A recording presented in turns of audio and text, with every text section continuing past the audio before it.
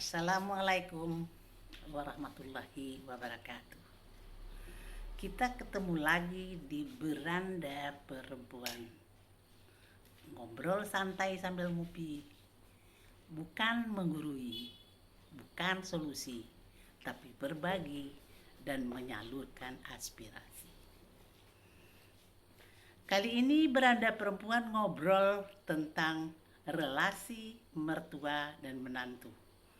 Loh, kok tiba-tiba cari mertua, cari menantu ini? Seorang penonton YouTube Beranda Perempuan mendm saya, minta ngomong soal relasi mertua dan menantu di Beranda Perempuan. Memang ada hubungan mertua menantu yang harmonis, tapi tak kurang hubungan yang tidak harmonis antara mertua dan menantu, dan itu sudah menjadi isu klasik. Jadi hari ini kita coba ngobrol tentang mertua menantu.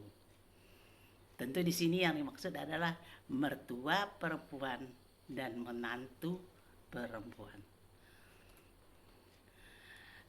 Tidak bisa dipungkiri ada konflik hubungan antara mertua dan menantu. Karena ada konflik, maka asik diobrolkan di sini. Kali ini Beranda Perempuan mengangkat obrolan tentang relasi mertua dan menantu. Relasi mertua dan menantu. Mertua perempuan dan menantu perempuan. Ini bagaimana kita mulai ngobrolnya ya. Ada seorang sahabat FB menulis dalam akunnya,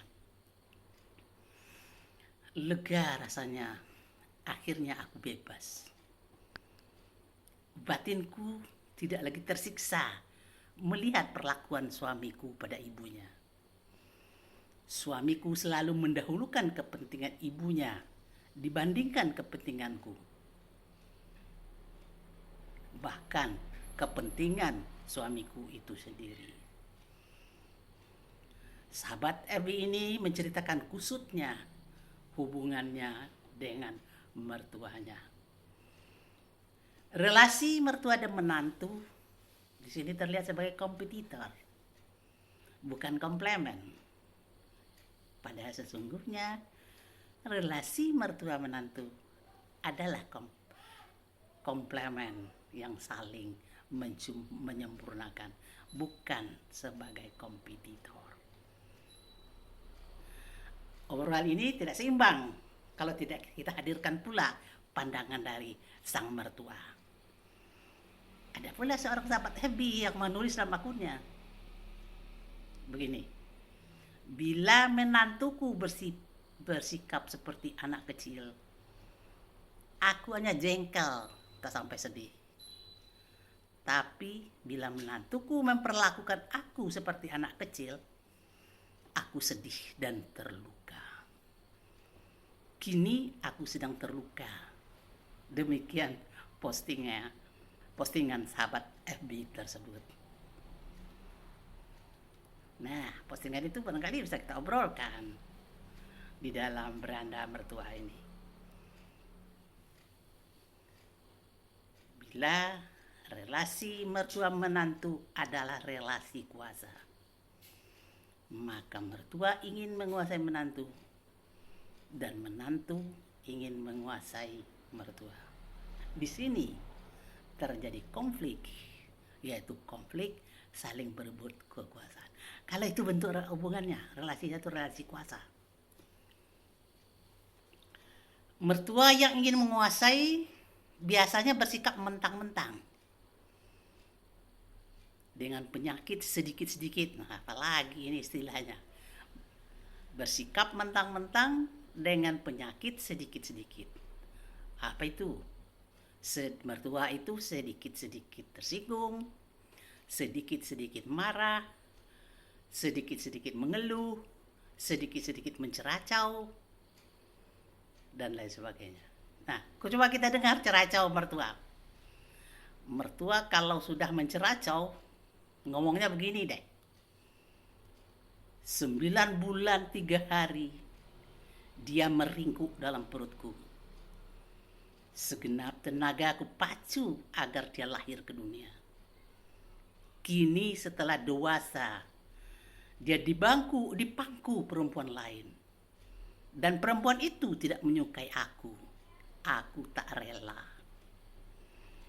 Tuh, kita dengar pula apa yang ada dalam hati sang menantu. Suara apa yang berkecamuk di dalam hatinya. Anak mertua belahan jiwaku. Manusia ditakdirkan Tuhan hidup berpasangan. Aku tak rela dizolimi dan direndahkan mertua. Orang akan zolim terhadap dirinya bila membiarkan orang lain merendahkannya. Waduh, pada kesel nih ya. Mertua menantu, 2 perempuan dewasa yang ketemu di ruang keluarga. Kehadiran menantu bukan sebagai kompetitor bagi mertua, dan begitu juga sebaliknya. Tapi kehadiran mertua dan menantu adalah komplement untuk penyempurnaan hidup. Hubungan mertua menantu sering dibaring emosional yang meledak-ledak. Tuh, seperti mertua sudah jengkel tadi, menceracau, menyebutkan yang ada di bawah sadarnya lagi. Hubungan mertua itu sering dibarengi emosional yang meledak-ledak. Emosi itu kadang-kadang bercara secara liar. Emosi itu melompat sana, melompat sini, melabrak-labrak logika. Emosi yang bekerja dalam diri manusia, happy, sedih, marah, dan benci, datang tidak diundang dan pergi tanpa sadari. Maka itu emosi jangan dibiarkan bekerja otonom. Sebagai penutup obrolan kita ini, dapat kita katakan, mertua dan menantu, 2 perempuan dewasa bertemu dalam ruang keluarga. Kehadiran menantu bukan sebagai kompetitor bagi mertua.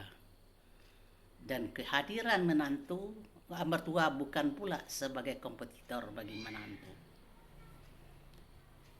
Pertemuan